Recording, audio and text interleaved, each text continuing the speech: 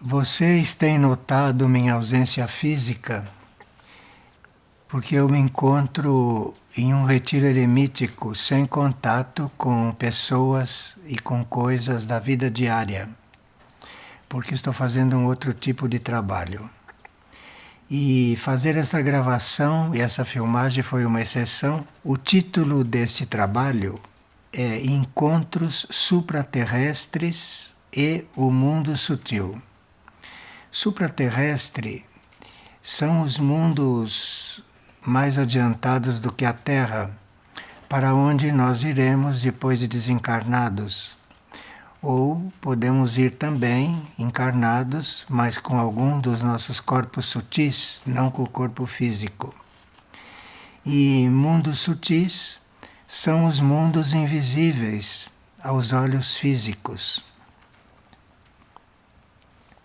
Na primeira parte desse trabalho, porque esse trabalho terá outras partes, nesta primeira parte vamos desenvolver os seguintes assuntos: supraterrestre e extraterrestre, que são duas coisas diferentes. Supraterrestre é aquele ser mais adiantado do que nós, e extraterrestres são seres que de fora deste planeta, de fora da Terra, mas que podem ser até menos evoluídos do que nós, depende do extraterrestre. O supraterrestre é sempre mais adiantado, o extraterrestre nem sempre. E também vamos ver a importância do nosso pensamento na situação do nosso estado sutil, do nosso estado interior. O outro assunto que veremos são os nossos auxiliares invisíveis nessas lutas que a gente tem aqui na Terra. Porque nós somos auxiliados por muitos outros seres, mas que são invisíveis a nós. E nós não temos consciência de todo o auxílio que recebemos. Depois vamos ver as esferas sutis, porque o mundo sutil tem vários níveis, várias esferas. E dependendo da evolução do ser que vai para o mundo sutil, ele ocupa uma das esferas. Tem as esferas inferiores que vão até esferas bastante adiantadas. Depois, as presenças de entidades sutis e de animais no mundo sutil. E também vamos ver os novos tipos de doenças e as curas à distância, que é um assunto muito importante hoje em dia e que a medicina deveria desenvolver. A medicina vai trabalhar muito com curas à distância e nós vamos ver o que é isso. E depois vamos ver a nossa colaboração com o mundo sutil, porque nós podemos colaborar com o mundo sutil desde já, mesmo estando aqui.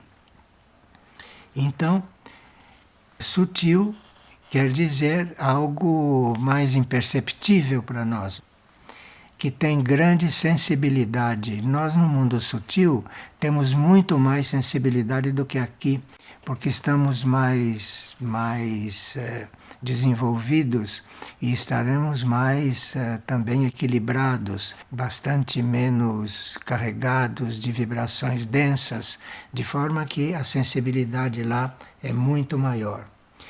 E lá nós temos muito mais capacidade para perceber coisas e pessoas. A nossa sensibilidade lá é muito maior. E vemos coisas invisíveis que nos mundos concretos nós não vemos.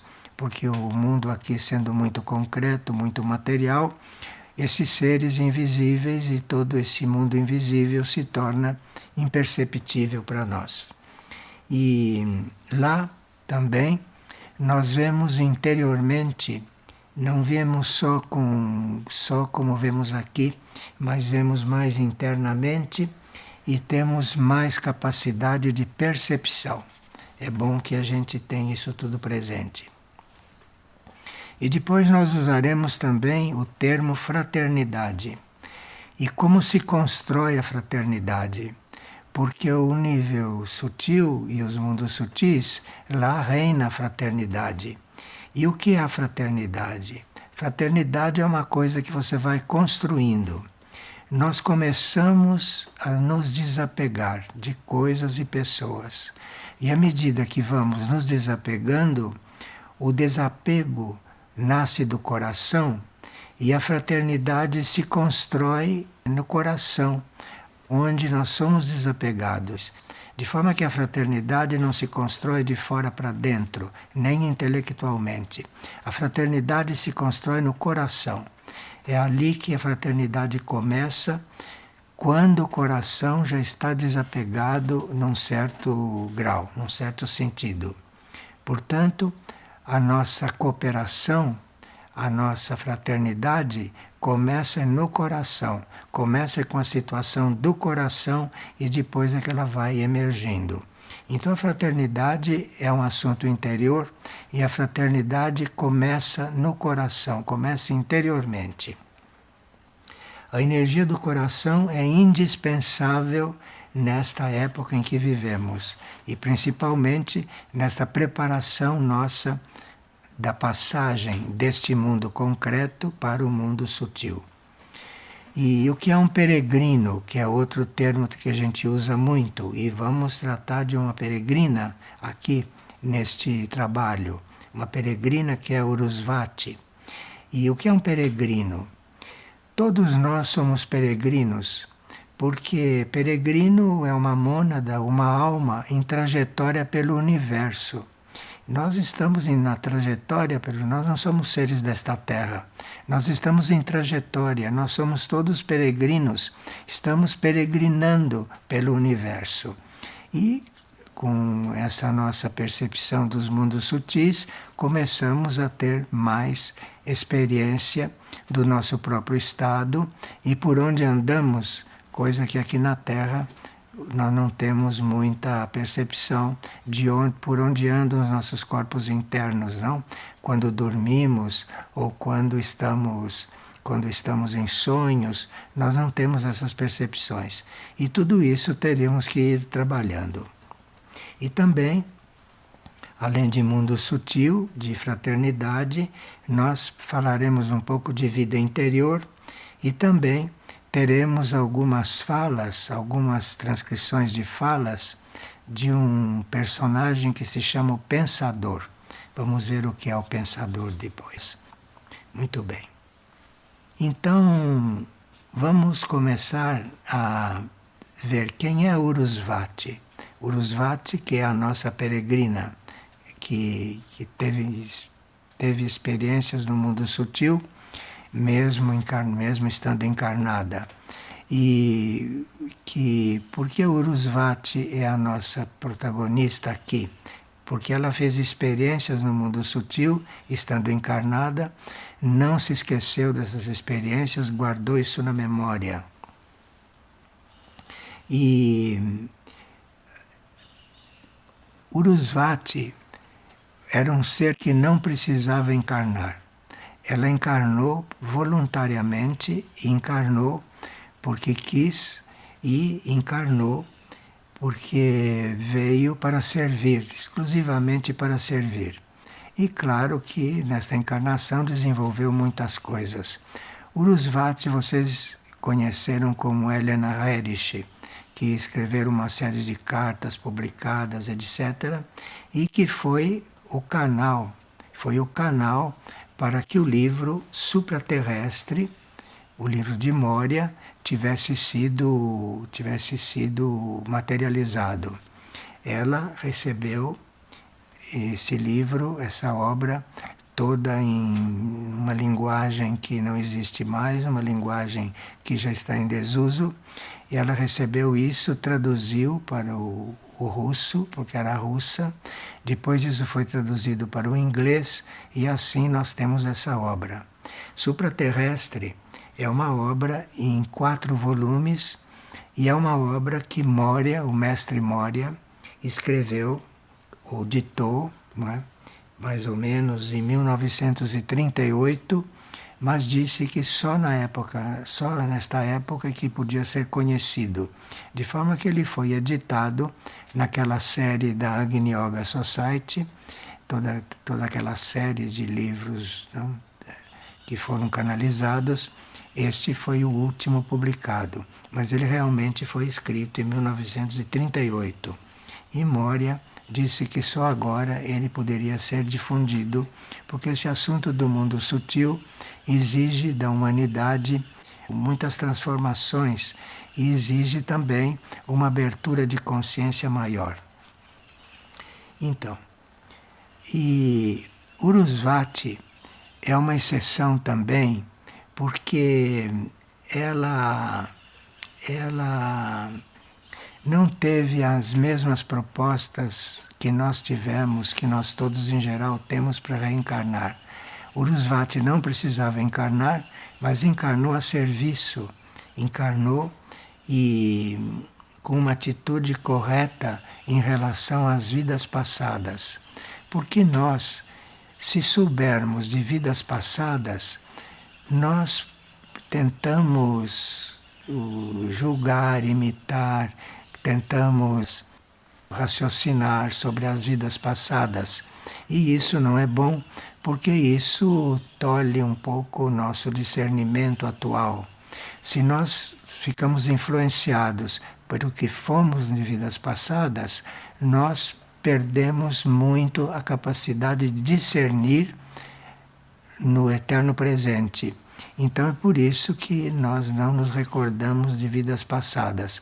A natureza é sábia e tolhe essa nossa recordação, porque a consciência da vida passada influi muito. Vocês veem, por exemplo, quando uma pessoa foi algo importante em uma vida passada, ela, sabendo disso, ela aplica essas coisas nesta encarnação e ela fica muito influenciada pelo que ela foi. E acha então que nesta encarnação ela é inferior, por exemplo. Que imagine uma pessoa que fica sabendo que numa encarnação passada foi uma rainha. Ela não vai, hoje, se souber disso, ficar muito satisfeita de ser uma pessoa comum. E, no entanto, uma pessoa comum, também uma rainha pode, numa certa encarnação, se tornar uma pessoa comum, encarnar como pessoa comum. Agora, ela saber que foi rainha, isto já começa a prejudicá-la, já começa a interferir nessa nova experiência dela, começa a interferir nessas atitudes e no discernimento que ela pode desenvolver numa outra situação. Porque vocês veem, na roda das encarnações, uma pessoa depois de ter sido rainha, depois de ter sido faraó, não é? E nasce como uma pessoa comum, fazendo a vida comum das pessoas. Isso é uma aprendizagem fantástica, é uma grande aprendizagem. Mas se a pessoa sabe disso, ela fica influenciada e o discernimento dela muda um pouco. Então,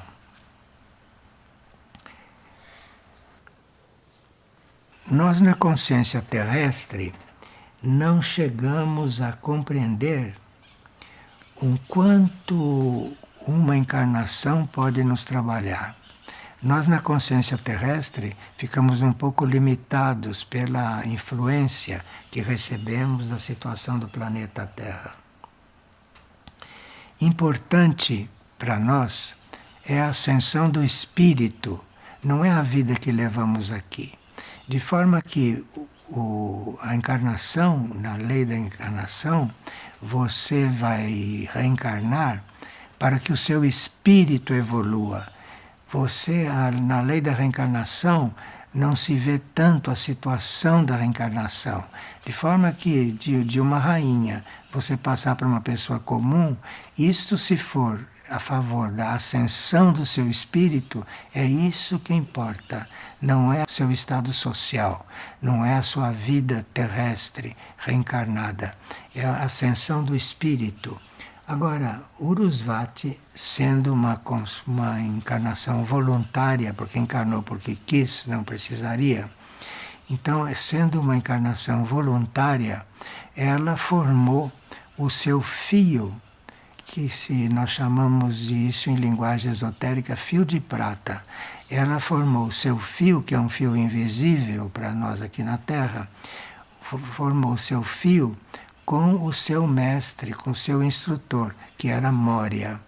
Então ela já veio com esse fio formado, de forma que ela desde criança tinha visões, desde criança ela tinha consciência do que ela veio fazer e tomou muito cuidado com as experiências próprias da vida terrestre. De forma que isso são coisas que nós teríamos que saber, porque é muito importante a presença de Urusvati nesse trabalho, como vocês vão ver. Muitas coisas do mundo sutis é Urusvati que nos explica como são, por que são e como se desenvolvem. Então,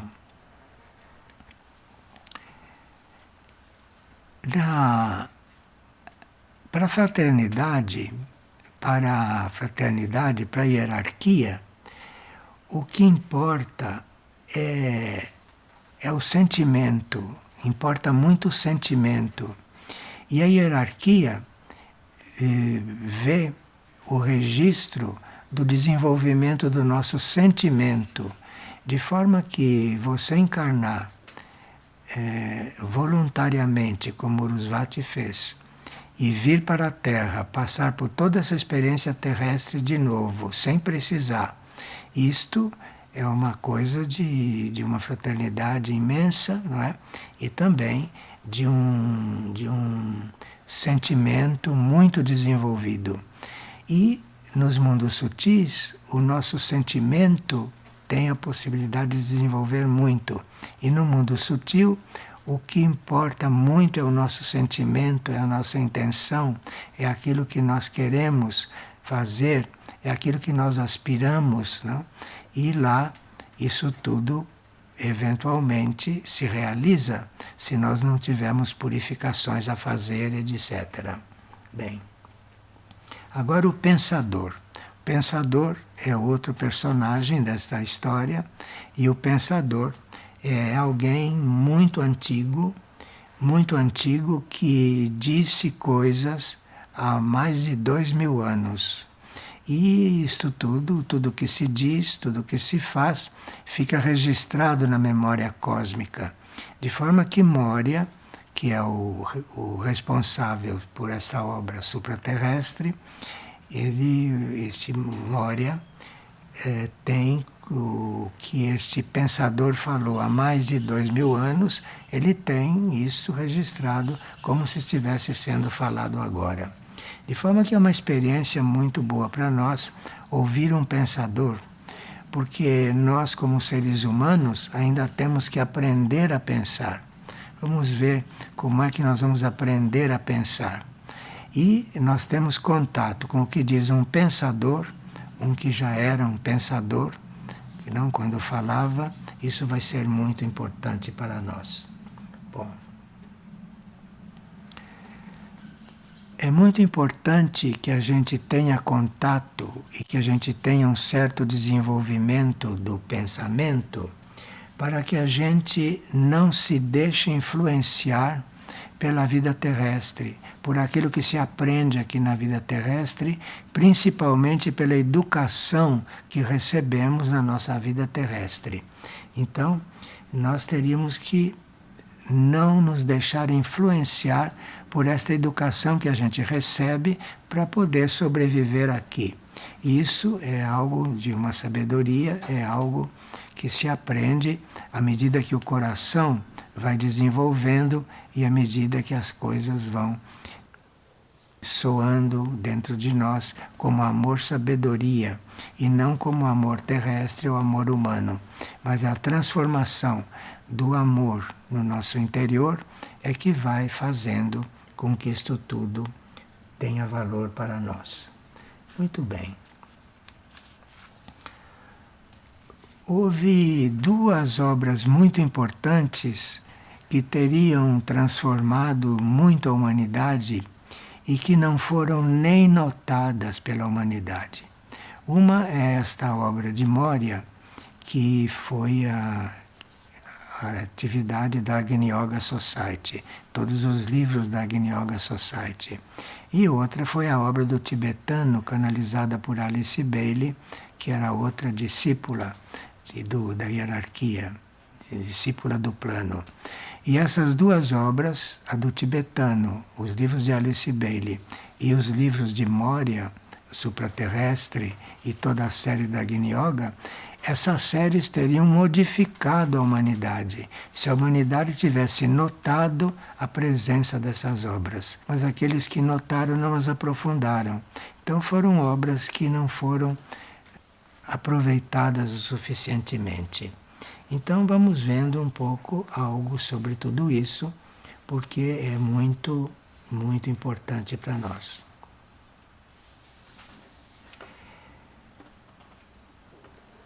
A vida terrestre, para ser uma vida evolutiva realmente no sentido desse que nós estamos falando, a vida terrestre deveria incluir uma relação com todos os outros mundos.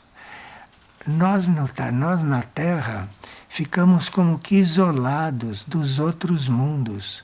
E a nossa vida, a nossa educação aqui na Terra deveria incluir experiências com outros mundos, e não só sabendo que os outros mundos existem e eventualmente até duvidando disso, porque não tendo vidência, não tendo clarividência, podemos até duvidar que existem outras vidas nos outros planetas, nas estrelas e tudo isso. E a vida terrestre devia incluir isto na educação, e a vida terrestre devia conter a consciência da importância dos nossos contatos e a importância de nós sabermos de outros mundos, do que se passa lá, de como é a vida lá. Isto é uma coisa que na encarnação terrestre falta na nossa educação. Bem, e um bom pensamento tem um resultado, tem uma repercussão que nós não podemos imaginar. De forma que o trabalho com o pensamento, o trabalho do cuidado com o pensamento, o trabalho de nós aprendermos a pensar, porque aprendendo a pensar, você vai seguindo o que você está pensando e você então trabalha o seu pensamento. Então, aí isso é uma forma de você ter a possibilidade de ter a cooperação entre os mundos, que é um dos nossos tópicos, a cooperação entre os mundos. As pessoas não têm muito noção de que todos os nossos atos pensantes, tudo que o nosso pensamento faz e produz, que isso é registrado. Isso é observado pelas entidades invisíveis que frequentam os outros mundos e que fazem parte dos outros mundos.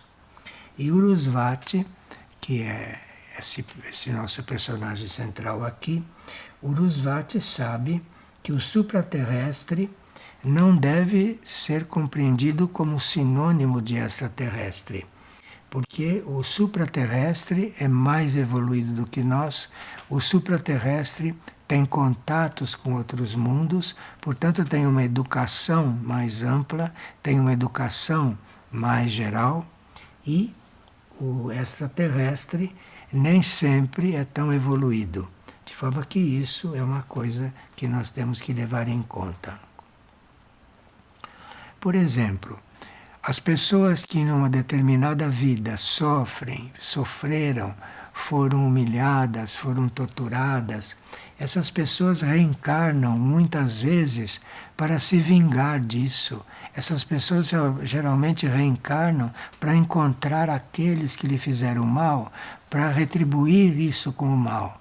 E isso é uma coisa que, por exemplo, na educação da Terra nem se fala, porque a reencarnação não é prevista não no nosso ensino oficial, e a ciência não chega a abordar esse assunto como deveria. E se as pessoas compreendessem a repercussão que tem o fato de elas serem violentas, se elas pudessem compreender a repercussão que isto tem, a repercussão que tem ela querer reencarnar para vingar alguma coisa, isto tem uma repercussão enorme e nós desconhecemos isto tudo. E nós esquecemos que cavamos as coisas que acontecem conosco de purificação.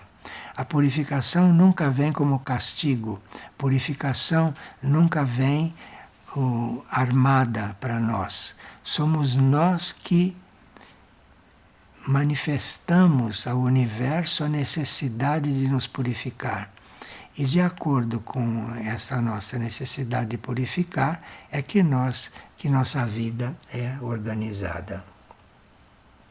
Mas a estreiteza do pensamento humano é muito grande, não é? E a percepção é muito pequena com isso.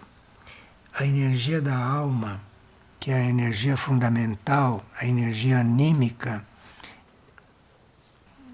até que esta energia anímica substitua a energia da nossa mente, isto vai passar um tempo e é preciso que haja uma purificação muito grande, geral, na humanidade e no mundo, para que isso possa acontecer. E nós deveríamos aprender a elevar o nosso pensamento quando temos uma dificuldade, porque a dificuldade é algo que não deve influir no nosso bom pensamento. Nós devemos encarnar a dificuldade como uma coisa a ser vivida. E o nosso pensamento não deve ser influenciado por isso.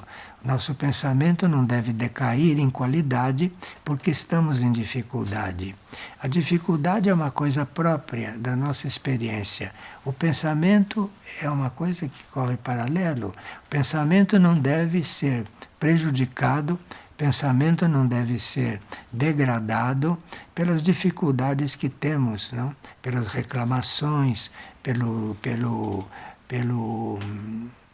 pela falta de concordância com o que se passa.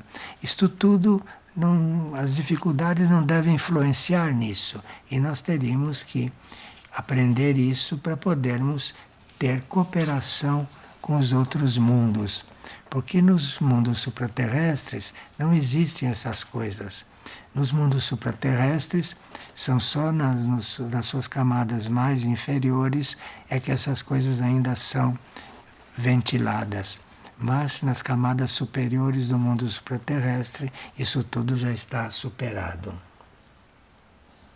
Aqui nós temos uma fala da hierarquia que vamos ler rapidamente. Existem multidões que precisam do nosso cuidado na Terra e no mundo sutil. Isso são as hierarquias no mundo sutil que estão falando. Existem multidões que precisam do nosso cuidado na Terra e no mundo sutil. Nossa morada deve ser chamada de o grande serviço, porque quem está no mundo sutil e não está lá porque está se purificando, mas está vivendo e frequentando nos seus níveis mais elevados, ele tem esse cuidado com tudo que acontece aqui na Terra e acompanha tudo que acontece aqui na Terra. E diz, nós todos, na hora certa, nos apressamos para chegar à Terra e escolhemos as tarefas mais difíceis. Tais condições nos tornaram temperados e nos ensinaram a desprezar a perseguição. Não importa que a gente seja perseguido, não importa que sejamos prejudicados naquilo que estamos fazendo. O nosso pensamento deve prosseguir lá no seu nível, desenvolvendo o que ele tem que desenvolver e não se deixar influenciar por essas coisas. E ele diz também aqui, há lendas sobre o mundo sutil. Há lendas sobre o mundo sutil. Existem essas lendas principalmente no hemisfério norte, naqueles países mais avançados do hemisfério norte, há lendas sobre um país maravilhoso, além da Terra do Sol da meia-noite, porque no hemisfério norte existe o Sol à meia-noite, não? E além do Sol à meia-noite, eles no passado sempre acreditaram no mundo sutil, sempre acreditaram na vida supraterrestre, com outros nomes eventualmente. E alguns acham que seus vizinhos do norte são particularmente afortunados. Na verdade, parece que todas as nações sabem deste mundo supraterrestre. Os seres do mundo supraterrestres chegaram a se materializar, contaram para os governos, para as hierarquias desses países nórdicos, tudo sobre isso. Isto é muito conhecido, mas isto tudo não entra na nossa educação, porque se entrasse na nossa educação, isso afetaria os governos, isso afetaria o militarismo, isso afetaria muitas coisas que nós terrestres, por sermos muito limitados, valorizamos muito. Muito bem. E aqui deveria existir então muito mais cooperação entre esses mundos e o mundo terrestre e nós. E nós teríamos que não só valorizar e reconhecer a imortalidade do espírito, a imortalidade da mônada, mas também deveríamos reconhecer que o mundo sutil pode se aproximar vitalmente de nós e não ser rejeitado. Porque o que tem acontecido é que ele é rejeitado. Quando se ouve falar nesse assunto e quando as pessoas começam a se informar a respeito disso, a tendência até agora foi rejeitar o assunto. E o mundo sutil pode se aproximar de nós. Os seres do mundo sutil, como Moria, se aproximou durante esta obra toda, não do Agni Yoga. Isso pode se aproximar muito mais de nós se nós não rejeitarmos.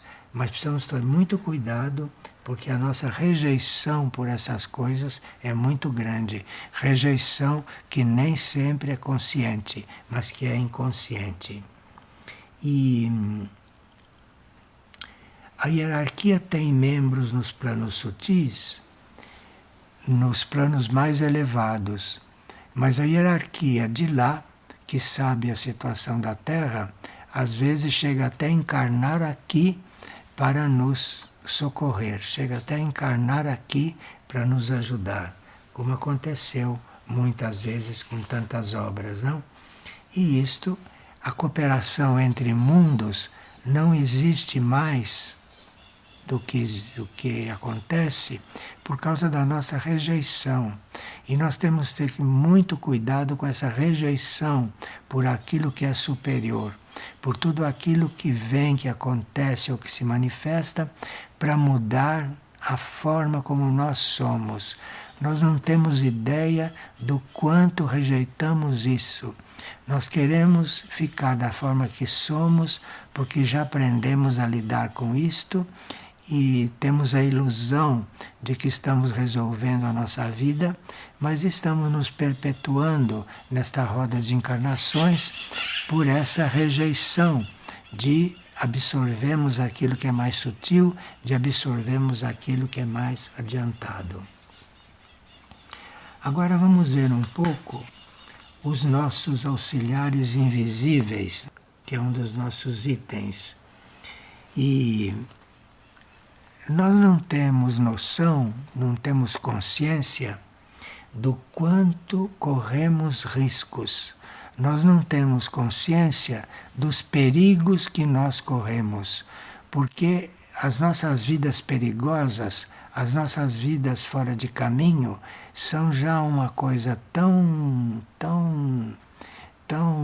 normal que nós não nos damos conta de quantos perigos corremos. E Urusvati sabe o que significa estar no meio de batalhas terrestres no corpo sutil. Na vida terrestre, nós participamos de verdadeiras batalhas, principalmente nesses momentos que o Armagedão já começou, principalmente nesses momentos em que a luta entre as forças negativas e as positivas já estão sendo explícitas, nós não temos ideia dos perigos que corremos. Pode-se encontrar imagens antigas e reconhecer participantes celestiais nas batalhas terrestres. Mas, como se disse, nós ficamos um pouco alheios a tudo isso por causa da nossa interna, às vezes inconsciente, rejeição por aquilo que seria uma transformação verdadeira. Por exemplo, nós poderíamos nos transportar voando. Voando não como os pássaros, mas os nossos corpos internos, nossos corpos sutis, poderiam sair e sair pelo espaço. Assim como o nosso corpo físico anda aqui, andando no chão, caminhando no chão, o nosso corpo astral, o nosso corpo mental, o nosso corpo espiritual poderia se locomover muito mais se nós não tivéssemos este cuidado, se nós não tivéssemos esta rejeição por evoluir, por evoluir.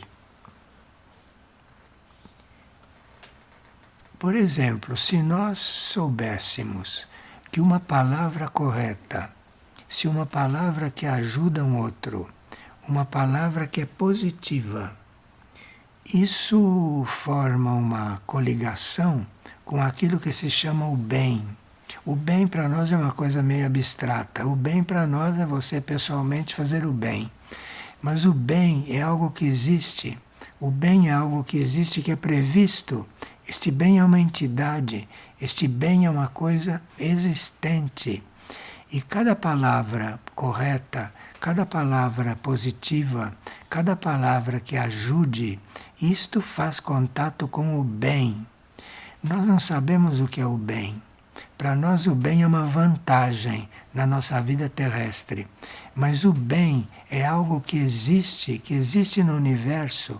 Existe essa entidade que é o bem com B maiúsculo. E nós teríamos que fazer contato com este bem para sabermos o que é o bem. E uma palavra positiva, uma palavra dita da forma correta, uma palavra que ajude a uma situação difícil, enfim, uma palavra positiva, isto faz contato com o bem. E nós, às vezes, nem sabemos que palavras falamos. Às vezes nós nem temos noção de que palavras estamos fazendo. Se são palavras que nos comunicam com o bem, ou se são palavras que nos comunicam com outras forças que circulam. Aqui nós teríamos que agora ver um pouquinho a respeito das esferas sutis, porque o mundo sutil tem níveis, tem esferas. E o pensador, aquele pensador que fala também aqui neste livro supraterrestre, o pensador chamou atenção para o cuidado que devemos ter na revelação de verdades para as quais as pessoas ainda não estão preparadas, ou verdades que as pessoas não querem saber, não querem ouvir.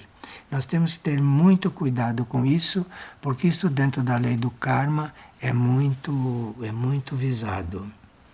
E nós precisamos encontrar os meios de adaptar aquilo que vamos dizer, de adaptar os conceitos que vamos expressar. Nós devíamos saber adaptar isto à consciência das pessoas, porque se isto não é bem adaptado à consciência da pessoa, a pessoa tem uma reação, e isso na lei do karma vai impedindo que a gente faça contato com o bem, com esta entidade que é a entidade do bem. E uma forma que nós conseguimos fazer contato com o bem e saber aplicar o bem, por exemplo, naquilo que dizemos, é agir com simplicidade. Nós não temos ideia do valor da simplicidade. Vai ter um capítulo aqui no fim, numa próxima sessão, em que nós vamos apresentar um ser que foi simples. E por incrível que pareça, Jesus viveu na simplicidade. Por isso que o que ele disse e o que ele fez reflete até hoje. Porque nós não temos ideia do quanto ele era simples, do quanto ele foi simples e como era simples quando dizia certas coisas e como agia. De forma que a simplicidade é algo muito a ser buscado.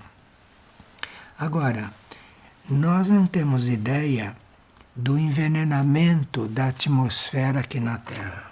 E esse envenenamento da atmosfera está aumentando a cada momento, principalmente nesta época. E as suas consequências são evidentes, diz o texto, em muitos aspectos da vida. E as pessoas sofrem de muitas doenças corporais por causa de suas fraquezas individuais e a sociedade sofre com as epidemias e levantes sociais.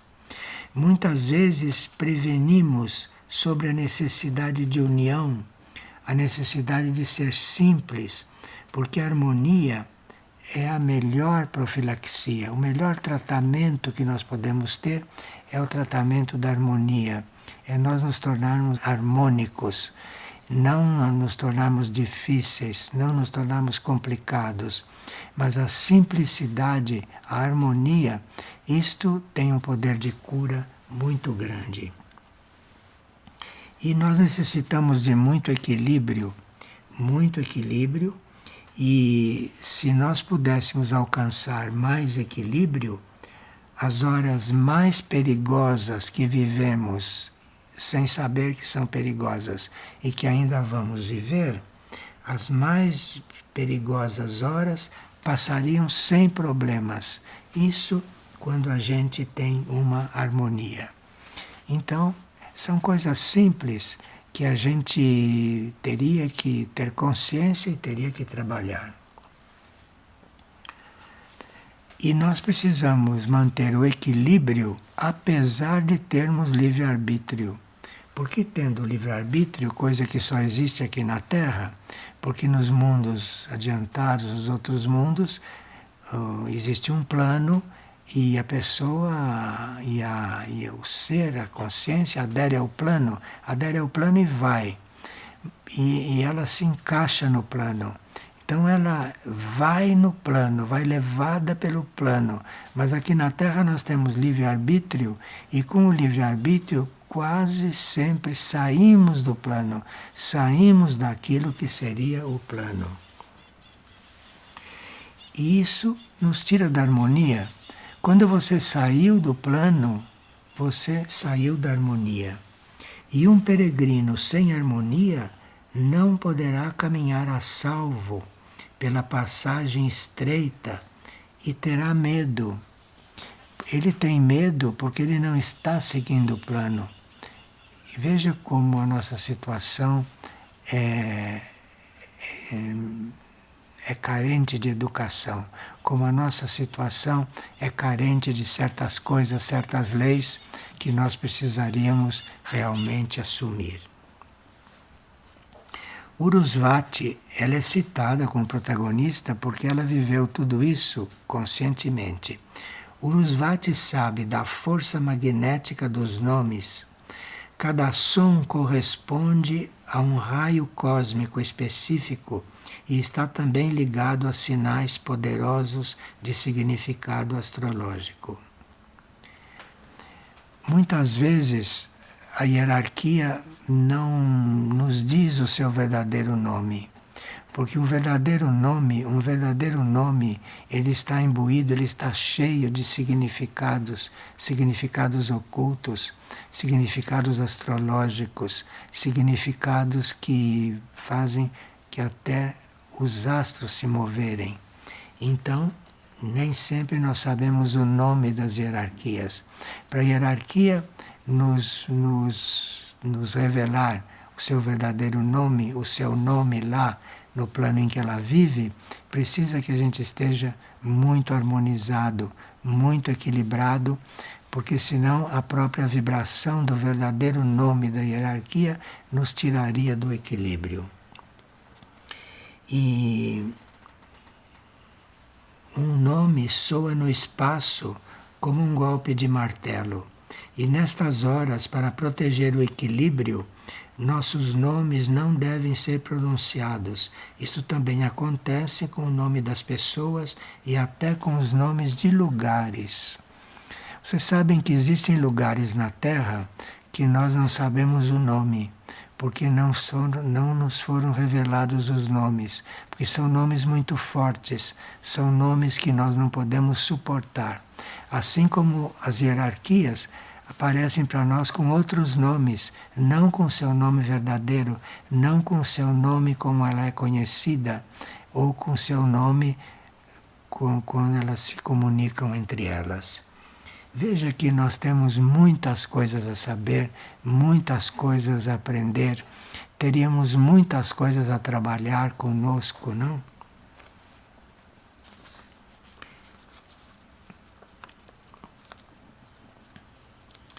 Veja aqui, Urusvati diz o seguinte, que nos tempos antigos, os nomes que davam para as pessoas tinham uma origem astrológica.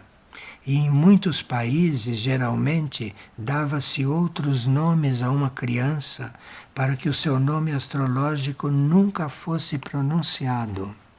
É melhor não pronunciar este nome, mesmo durante momentos auspiciosos, pois ele pode atuar como uma descarga de um relâmpago. Veja que nós temos realmente muitas coisas a aprender e temos muito que aprender a viver, não? Bem, aqui eles falam de algumas explosões no mundo sutil. Pode lhes parecer estranho que haja explosões que podem ser ouvidas no mundo sutil, mas tudo é relacionado e deve ser compreendido de modo sutil. Podem ocorrer explosões em qualquer esfera. Elas não podem ser ouvidas pelo ouvido físico, mas podem provocar um tremor incomum do coração e, através da clareaudiência, pode-se sentir uma impressão precisa de explosão. E é preciso compreender que as esferas sutis ressoam constantemente nos ouvidos sensíveis. E essas explosões, quando acontecem, se você chega a perceber isso, chega a escutar, essas explosões trazem coisas. E você precisa, então, aprender isto, porque tem que evitar estar em contato com certas explosões. E aqui na Terra nós produzimos bombas, nós produzimos explosões que não haveria, que não existiriam se nós não as fabricássemos. Nós não sabemos o que é uma explosão. E Urusvati aprendeu isso no mundo sutil muito detalhadamente. Bem, vamos ver presença de entidades sutis e de animais nos mundos sutis. As pessoas na Terra estão constantemente rodeadas de entidades sutis e não percebemos. Geralmente as pessoas não as notam, contudo, às vezes sentem sopros de ar, sentem toques leves e, em raras ocasiões, veem vultos. Mas devemos mostrar que, além das percepções externas, toda pessoa refinada sente tremores internos e está sujeita a estímulos ou a depressão nervosa causada pela aproximação de entidades sutis. Seria muito bom se a gente, quando tem esses sintomas, essas coisas internas, há pessoas que chegam e dizem: eu tenho um mal-estar interior, eu tenho uma coisa interna. Ela está sendo tocada, ela está sendo influenciada. Os animais, principalmente os cães, sentem a presença de manifestações sutis muito fortes. Pode-se perguntar se os cães reconhecem as entidades sutis com mais frequência pela visão ou pelo olfato. Os cães, a vista deles não é tão aguda quanto o olfato, que é muito exato. Um cão, pelo olfato, ele percebe uma entidade. Às vezes um cão está latindo e ele não está vendo nada. E você não vê nada, também está latindo, mas ele está sentindo, ele pelo olfato está sentindo a presença está sentindo uma presença que não é positiva. A vista dos animais, principalmente dos cães, não é tão aguda quanto o olfato, que é muito exato. Pode-se também perguntar que tipo de cão possui sentido mais forte no mundo sutil, porque os cães e muitos animais frequentam o mundo sutil e quando desencarnam vão para o mundo sutil. Claro, os animais de pelo longo podem acumular mais eletricidade, porque no pelo longo os animais absorvem eletricidade. Então, no mundo sutil, eles, em geral, têm pelo longo. E assim também as pessoas que acumulam mais eletricidade sentem com mais força a presença de entidades sutis, de dia ou à noite, dormindo ou acordadas. Veja, se a nossa medicina, se os nossos tratamentos observassem tudo isso, pesquisassem nesta direção, nós teríamos uma profilaxia muito mais evoluída e nós teríamos uma vida muito mais sadia.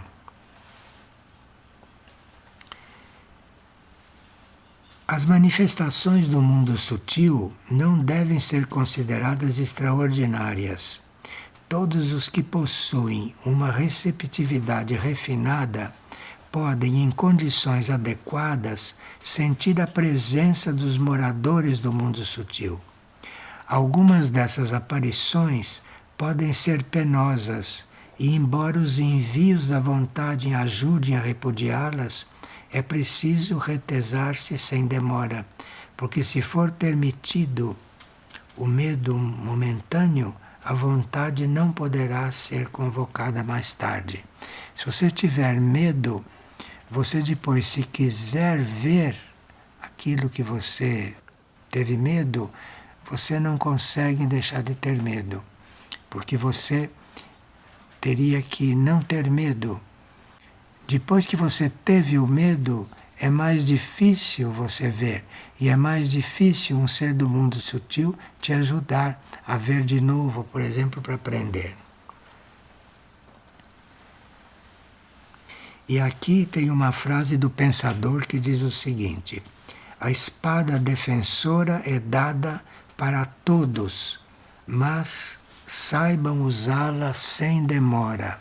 Às vezes nós recebemos uma ajuda, mas demoramos para perceber, demoramos para usar esta ajuda, demoramos para aceitar esta ajuda.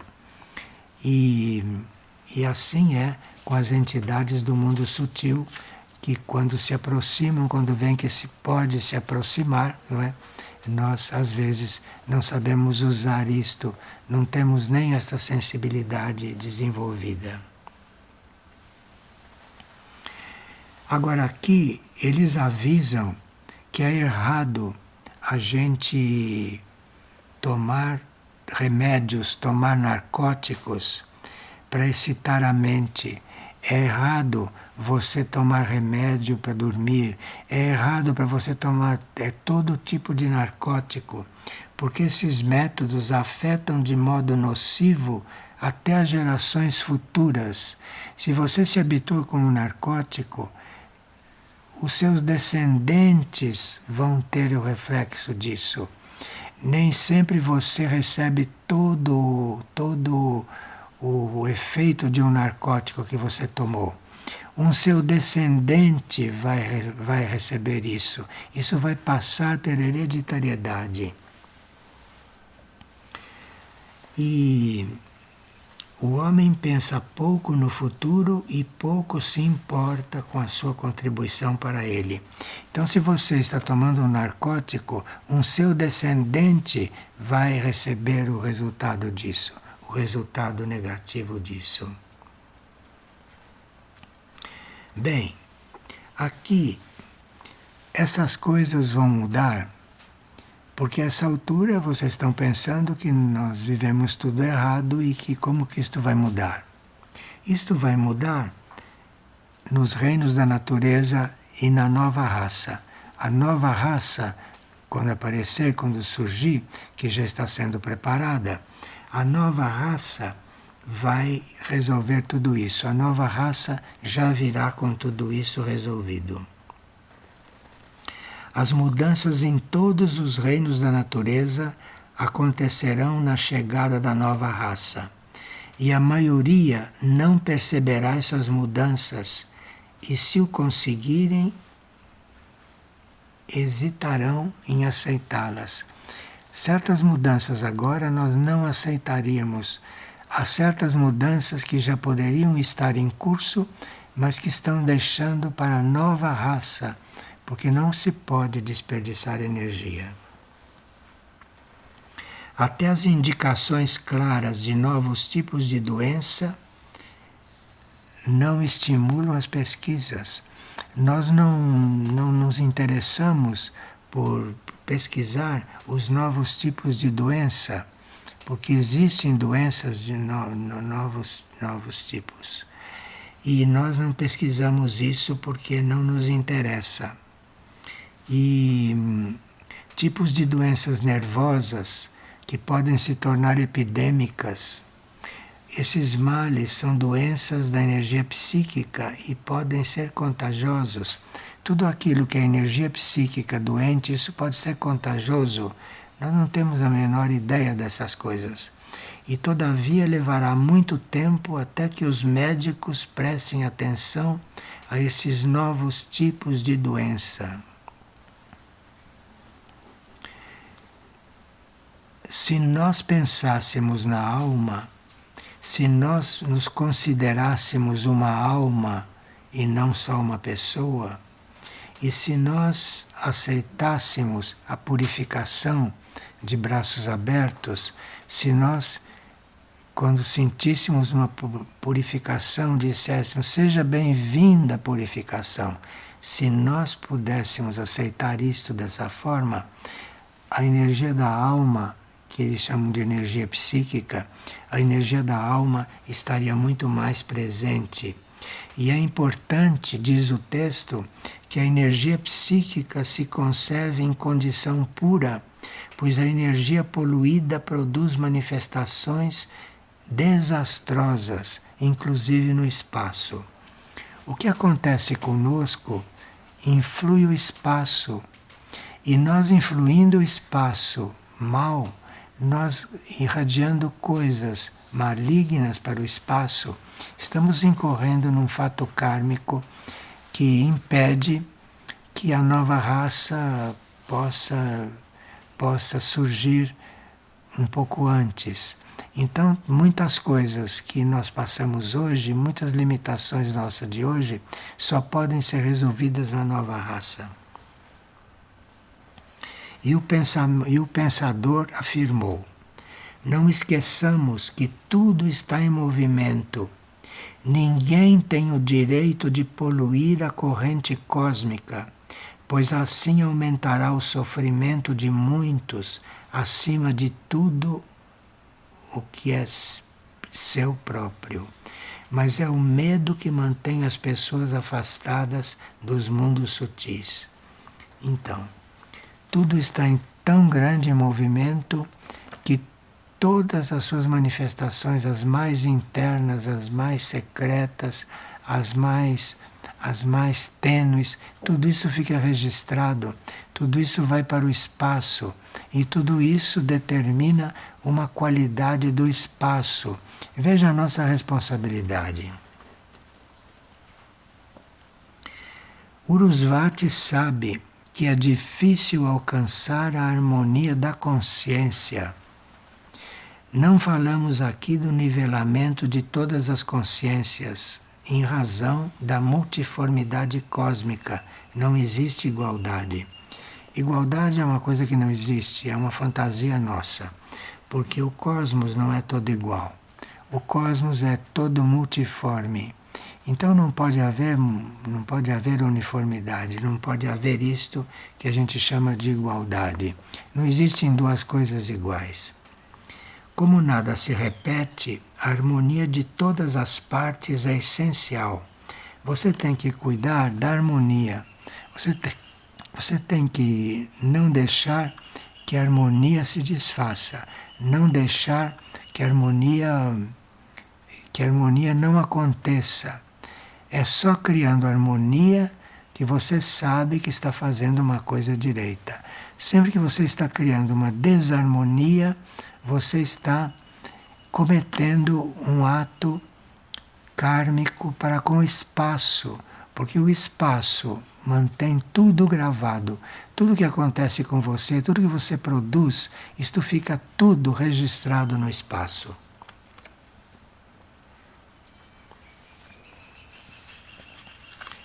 Vamos ver um pouco as curas à distância, porque as curas à distância são muito fundamentais.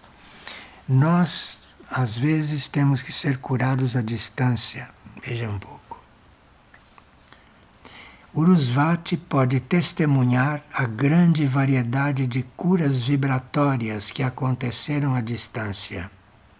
As curas à distância são feitas por vibração.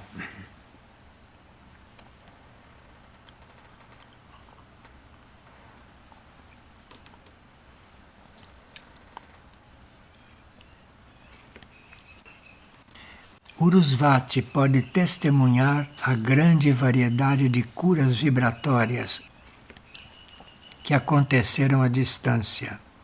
Esse tipo de cura, a cura vibratória, no seu devido tempo, será conhecida pela ciência médica, mas atualmente a sua ideia até irrita os médicos.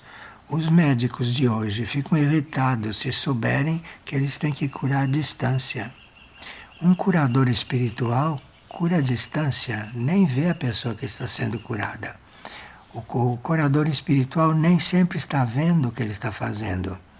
E essa cura vibratória é uma coisa que na nova humanidade será o tratamento. Temos consciência das influências vibratórias e as usamos com muito mais frequência do que as pessoas possam sequer pensar. É preciso ter em mente que tais influências podem se intensificar pela receptividade consciente. Esses seres do mundo sutil usam a cura vibratória.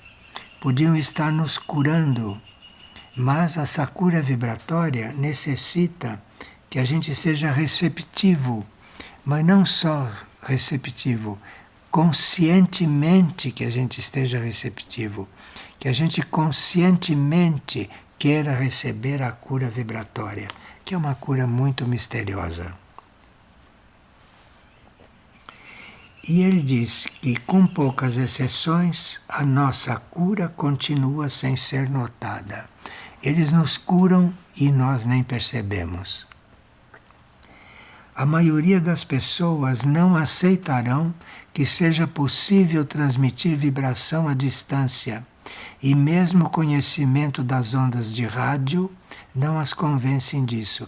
Assim como existem ondas de rádio, e uma pessoa fala lá do outro lado do mundo e você ouve aqui pelo rádio, assim pode ser uma cura.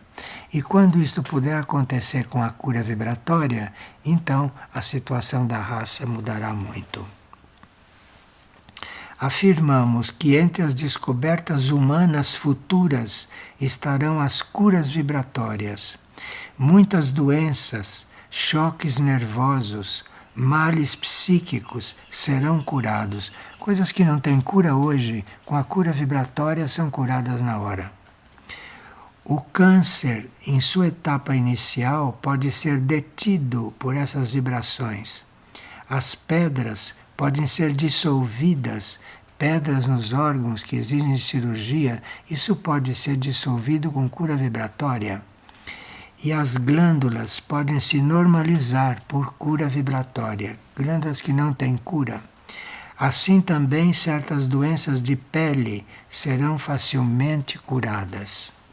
Algumas pessoas podem se perguntar se a receptividade consciente promoverá o sucesso da cura. Sim, porque a receptividade consciente ativa a energia da alma do organismo. Esse aliado é sempre essencial. Agora vamos ver a colaboração com o mundo sutil. Aqui, Mestre Moria diz o seguinte, que nós não deveríamos ficar limitados pelo mundo fisicamente visível. E Urusvati ensina, compreende a beleza da colaboração com o mundo sutil.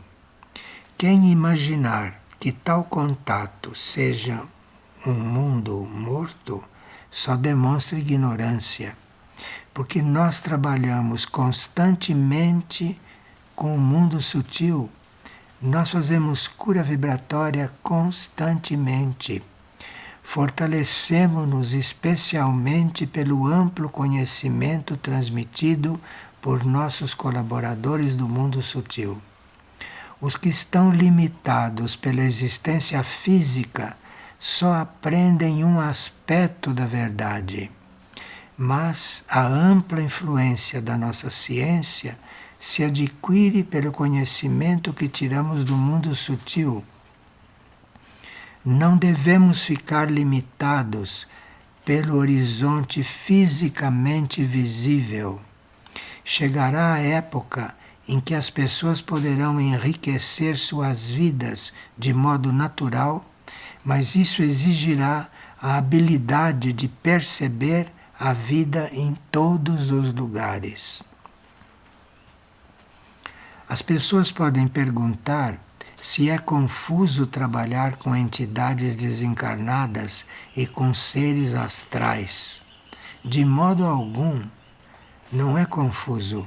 A colaboração acontece no plano da consciência unificada, porque tais colaboradores possuem mentalidade semelhante. Nós temos a mesma mentalidade que esses que estão no mundo sutil, de forma que existe uma afinidade vibratória e a unificação torna uma comunidade verdadeira. Essa unificação que vai permitir que haja comunidades. Mas as comunidades, como nós já estudamos aqui uma vez, as comunidades incluem as comunidades com os mundos sutis. As comunidades verdadeiras não são só comunidades entre nós que estamos encarnados. As comunidades incluem também seres que você nem vê. Isso faz parte da comunidade e isto tem um papel na comunidade. Para que uma comunidade seja perfeita, eles dizem, deve haver refinamento e unificação da consciência. Se a nossa consciência estiver bem unificada nas suas metas, a nossa consciência vai fazer contato com consciências superiores. E aí então, as pessoas podem trabalhar em comunidade, porque aí vai haver contato com seres que estão em outros níveis de consciência. As pessoas podem perguntar se é confuso trabalhar com entidades desencarnadas e com seres astrais. De modo algum. A colaboração acontece no plano da consciência unificada porque tais colaboradores possuem consciência unificada, são semelhantes a nós. Portanto, nós podemos colaborar com eles. E a unificação forma uma comunidade verdadeira. Para que uma comunidade seja perfeita, deve haver refinamento e unificação de consciência. Não é tarefa pequena unificar a consciência na colaboração verdadeira. Nas esferas superiores do mundo sutil, a alma começa a compreender que a colaboração traz poder e sucesso. Mas quando as pessoas voltam à Terra, elas esquecem o valor da reciprocidade. Também esquecem de nossa existência, embora tivessem consciência de nós no mundo sutil e tivessem conhecido os nossos irmãos e compreendido o significado de nossos lugares. Todavia, ele diz, a hora se aproxima, a hora de tudo isso acontecer, isso se aproxima. E as pessoas ou compreenderão o que está predestinado ou escolherão a catástrofe. Porque a uma certa altura, quando chegar na hora disso ser possível, na hora da humanidade, a nova humanidade aparecer, então nós teremos que perceber que o momento chegou. E se nós percebemos que o momento chegou e não aderimos, então entramos para aquilo que está destinado à catástrofe. E eles dizem que nos mundos sutis as crianças aspiram por trabalharem como heróis. As crianças lá não brincam. As crianças aspiram a atos heróicos, as crianças aspiram a atos de serviço. E é também interessante ver os que ainda não ultrapassam suas experiências físicas. Existem lá também seres que estão em desenvolvimento e que nem todos estão no mesmo grau evolutivo.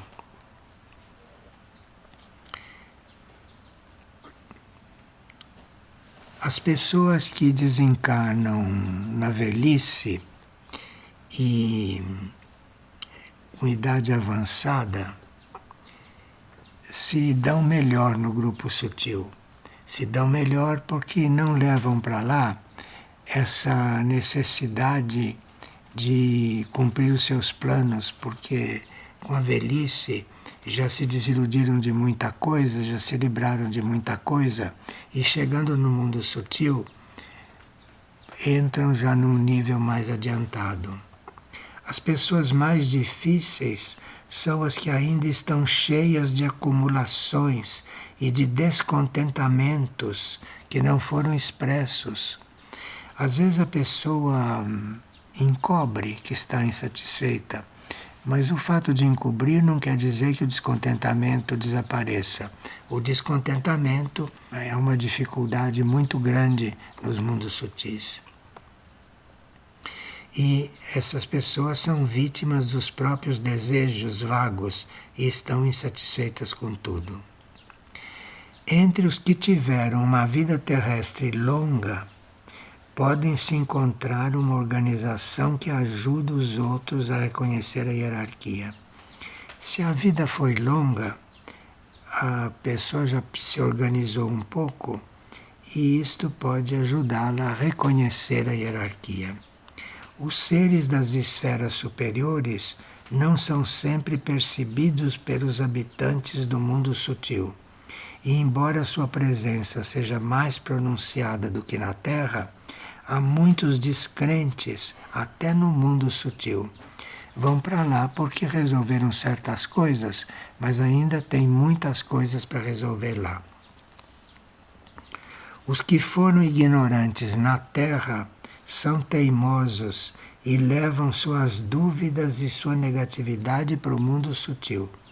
É preciso se lembrar disto para que se possa estar pronto para seguir os ensinamentos quando se estiver no mundo sutil. Como nós todos vamos para lá, se não formos para mundos evoluídos, vamos para lá. Então é preciso que saibamos de certas coisas e nos preparemos sem essa sensação de que nós não podemos nos preparar para isso.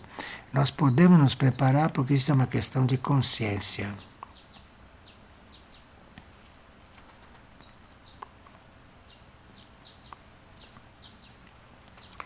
Urusvati sabe como é extremamente difícil para nós visitar reuniões ocasionais de terrestres. Visitar o mundo sutil é mais fácil. Aqui está falando da hierarquia, não é? E Urusvati já sabe disso. Nós compreendemos que para alcançar resultados no plano terrestre é preciso mais energia do que lidar com o mundo sutil. Onde a energia do pensamento pode ser aplicada diretamente, é mais fácil estabelecer contato. Mas o pensamento nas condições terrestres é tão confuso que o envio exige uma atenção redobrada. Eles têm dificuldade para se comunicar conosco, mesmo subjetivamente, porque o nosso pensamento atrapalha.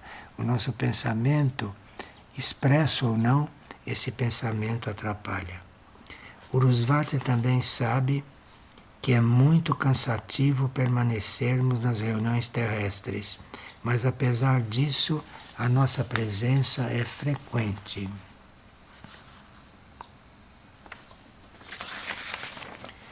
E agora ele vai falar um pouco sobre terafins. Terafins são aqueles objetos sagrados que aqui na Terra, na linguagem comum, se diz que terafim dá sorte, que terafim ajuda. Urusvati sabe dos terafins. Algumas pessoas podem se perguntar se a ideia do terafim não contradiz a ideia do poder do pensamento. Porque a gente tem que aprender a pensar, não é para ser ajudado.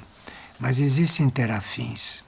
Às vezes a gente pode receber um terafim, que é um objeto, certas pedras, por exemplo, que a gente guarda e que nos protegem.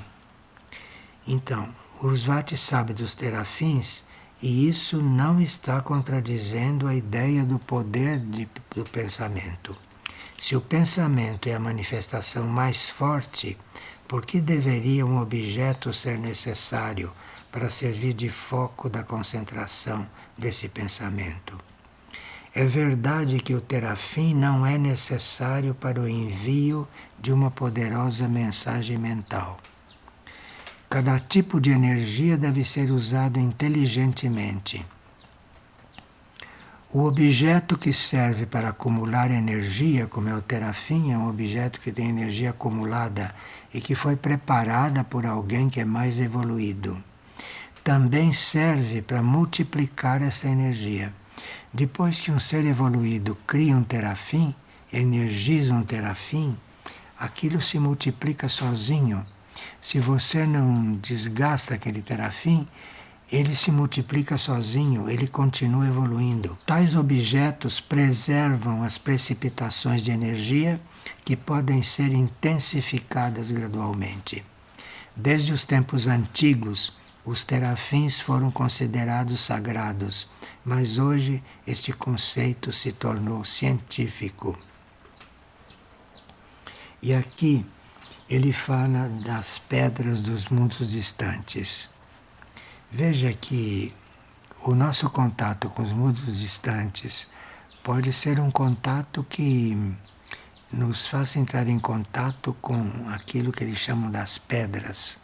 Eles têm uns terafins que não são físicos e isto pode nos ajudar diretamente. É importante compreender que tal energia acumulada pode ser um poder curativo ao ajudar na transmissão de certas vibrações. Todas as medidas benéficas devem ser levadas em consideração. A pedra dos mundos distantes é um terafim significativo da fraternidade. A fraternidade, a hierarquia, dispõe daquilo que se chama uma pedra dos mundos distantes. Claro que não é uma pedra física. Muitos têm se escrito sobre a pedra. Uma parte dela executa o dever de um mensageiro por todo o mundo, levado pelas mãos dos escolhidos. As pessoas chamam a pedra do Graal. Nós temos em contato com o Santo Graal, não? Que é um terafim poderosíssimo, talvez um dos terafins mais poderosos. Nós não sabemos o valor que ele tem. E a pedra do Graal, a pedra que é o terafim que a hierarquia usa, é também chamada por muitos outros nomes. As lendas de todos os tempos revelam alguma coisa da verdade relativa a esta pedra, mas seu aspecto mais significativo não é mencionado. A pedra, que é o terafim da hierarquia, de muitas hierarquias, a pedra está impregnada com uma substância que ajuda a preservar as comunicações vibracionais com os mundos distantes. Assim também uma pequena partícula da pedra serve de elo com a fraternidade. Assim, mais uma vez, há uma base científica para uma lenda que se tornou parte da história humana. Então nós que temos esta graça de ter o Graal, de ter isto circulando entre nós, isto no fundo é uma preparação para aquilo que a gente vai receber quando for hierarquia, que é a pedra. Isto é um elemento da maior importância. Veja, estão nos dando noções de coisas que talvez nem mereçamos, mas que, chamando muita atenção para isso e ficando atentos, isto começa a trabalhar dentro de nós, isso começa a trabalhar na nossa inconsciência, isso tudo começa a se mover. Nós enfatizamos propositalmente o aspecto científico desta lenda, porque existe essa lenda que existe uma pedra que é um terafim. E isso, toda a lenda tem fundo de verdade. O que precisa é que a gente saiba o que significa isto, não? E como usar isto. Nós enfatizamos propositalmente o aspecto científico desta lenda, porque os ignorantes estão sempre prontos a atribuir tudo à treva da superstição. Urusvati conhece essa pedra da nossa morada.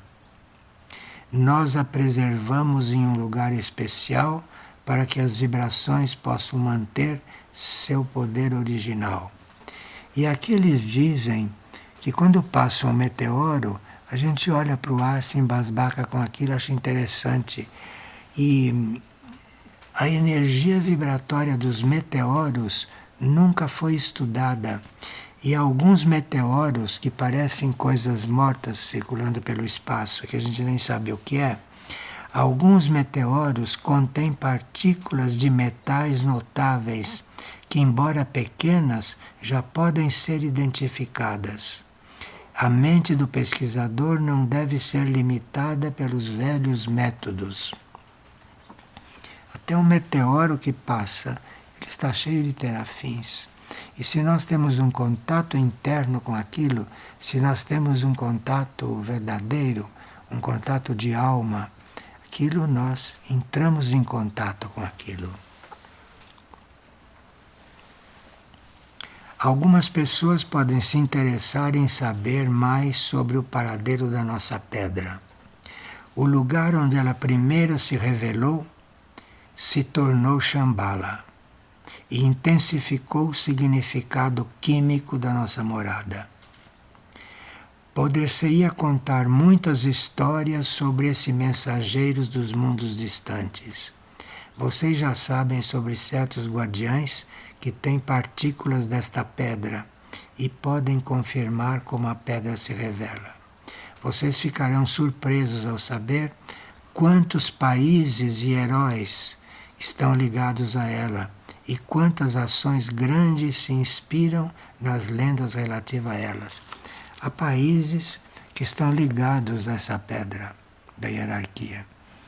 Há países e eles mesmos não sabem como é que certas coisas acontecem de positivas. É por causa da ligação com isso.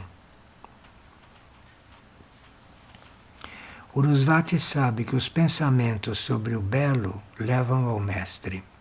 Até nas horas mais difíceis, os pensamentos sobre o belo criam a melhor ponte para a fraternidade. Veja como é importante nós estarmos fazendo uma ponte com essas coisas. E assim parece tudo muito misterioso, muito abstrato. Mas quando você tem um pensamento belo, quando você tem um pensamento positivo, você está automaticamente em contato com isso. E o fato de você perceber ou não, isto depende da forma como você atua, depende da forma como você vive, depende da forma como você está atento na sua vida por tudo aquilo que você está recebendo e que não sabe que está recebendo. Os pensamentos devem ser direcionados ao belo como um remédio saudável. As pessoas não compreendem que remédio poderoso lhes foi dado e preferem se queixar, preferem sentir-se descontentes e chorar, sem compreender que tais métodos somente limitam as melhores possibilidades. Isto é, está tudo nas nossas mãos e nós nem sabemos. Blavatsky dá o melhor exemplo. Até nos momentos mais penosos, ela aspirava a estar junto com a hierarquia. E tal força de vontade inevitavelmente leva a uma vibração poderosa. E aqui, se a gente muda de vibração, a gente passa até a ter a possibilidade de curar, porque a vibração, a cura por vibração, é a cura que vai se ser instalada. Nada levaria Blavatsky a criticar os mestres, nem mesmo indiretamente. Nenhuma infelicidade a faria esquecer a fraternidade. Nem mesmo durante um naufrágio ela perdeu a concentração com a fraternidade. E este foco intensificou a vibração sagrada. Urusvati também sabe que conversar ou pensar sobre nós, sobre a hierarquia, atrai a vibração sagrada. Então, nós conversarmos ou pensarmos na hierarquia atrai a vibração sagrada. Nós também conhecemos o poder do pensamento exaltado e nos reunimos com o objetivo de pensar em uníssono sobre o belo. Os membros da hierarquia se reúnem e todos pensam juntos ao mesmo tempo sobre o belo. E isso dá uma vibração, se eles se juntam a pensar sobre o belo entre eles, isso dá uma vibração que repercute no espaço todo. No espaço todo como energia sagrada. Muitos querem saber o que a hierarquia faz, não? A hierarquia, quando não está fazendo uma coisa de emergência, está reunindo com outras para pensar. Porque o pensamento unido dela, emitido para o espaço, faz com que as coisas aconteçam. E assim, a raça futura está sendo criada assim também, todo o futuro está sendo criado assim.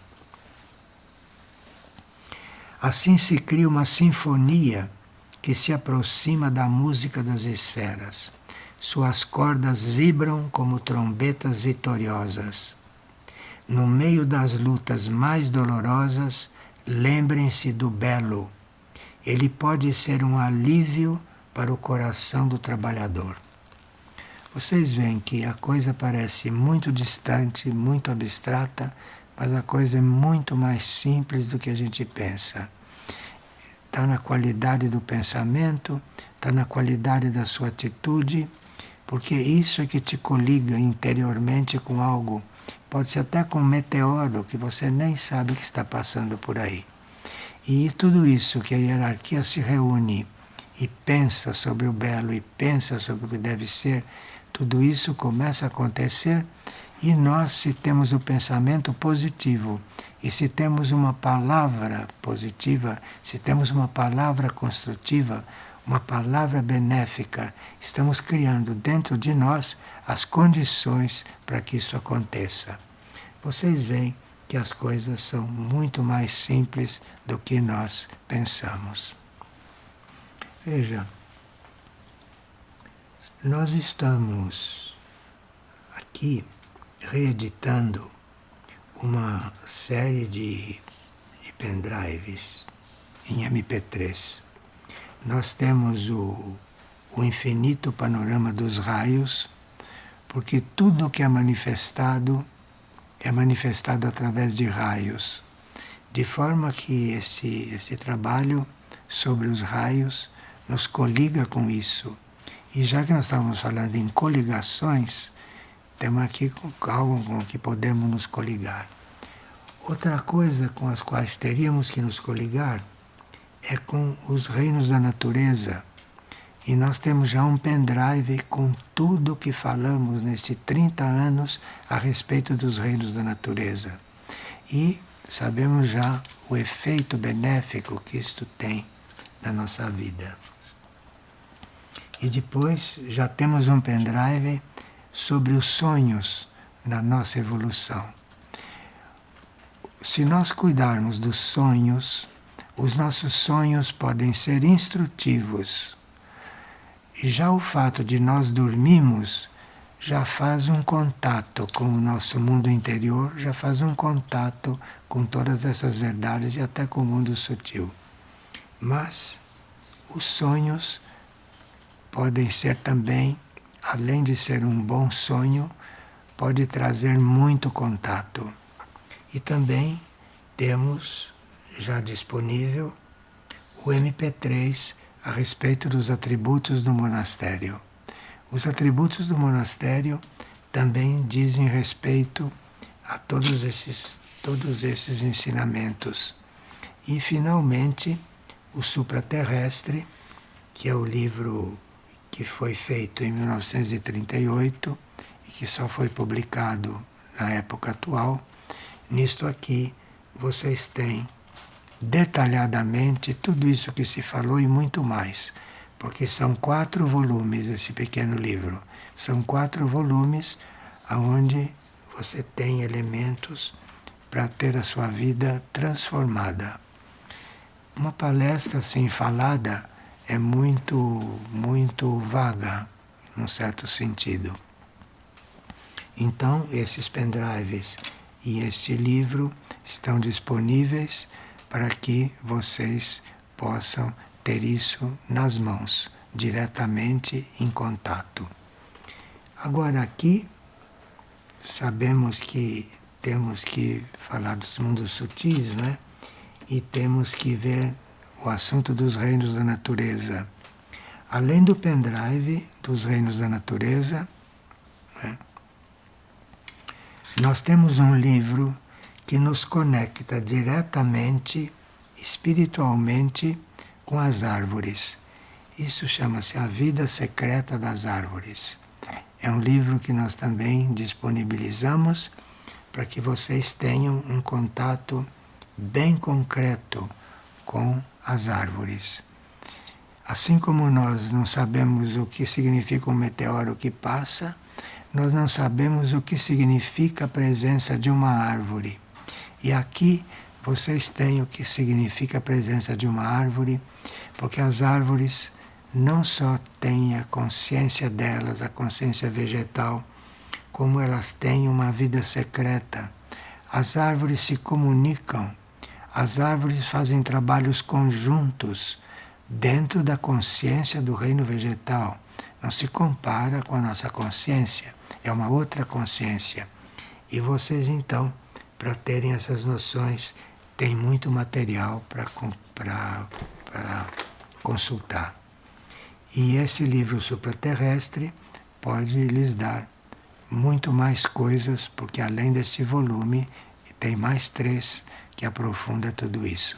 Bom, eu depois disso desejo bom trabalho e marcaremos a próxima partilha para prosseguirmos com a segunda etapa desse assunto. Muito obrigado a todos, então, e obrigado pela atenção.